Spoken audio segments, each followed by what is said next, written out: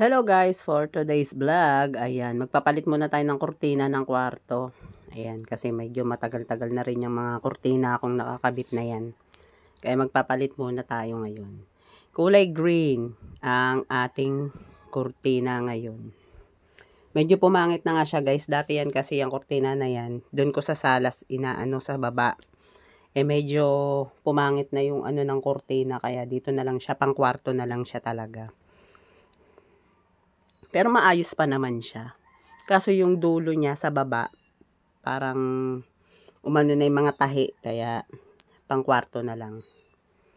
At syempre kailangan natin munang maglinis. Dahil Friday ngayon guys. Maglinis muna tayo. At mamaya naman ay sa baba. Dito ko muna inuna sa kwarto para wala namang nakapasok naman na yung aking mga estudyante. Kaya linis muna.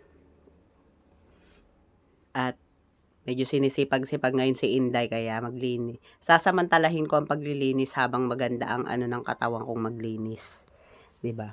Kasi pagka hindi mabigat ang katawan, 'wag nang pilitin dahil baka maging mas mapasama pa yung ating katawan, 'di ba? Ako ganyan kasi guys pagka Pero nung medyo bata-bata pa ako, hindi naman ako gurang ha. Yung medyo mga 30 ganyan. Magmula nung nagkaroon ako ng maglinis. Bata pa kasi ako, maano naman ako maglinis. Kaso nung umidad ako ng siguro mga 39 ganyan. Parang na yung katawan ko. Parang hindi na siya ubrang maglinis araw-araw, yung magbubuklat ka ng mga anik-anik diyan. Parang binibigyan ko na lang ba ng araw. Ngayon Friday, yan, medyo magaan-gaan ang katawan kong maglinis, kaya ayan. 2 kwarto pala yan guys na nilinis ko talaga. Yung kwarto namin muna inuna ko. Tas doon sa kwarto ng mga anak ko sa kabila. Ayan, yung Durabox ni Batang Makulit nilabas ko. Kasi dati nandito yun sa may likod ng pinto, yung winawalisan ko na yan.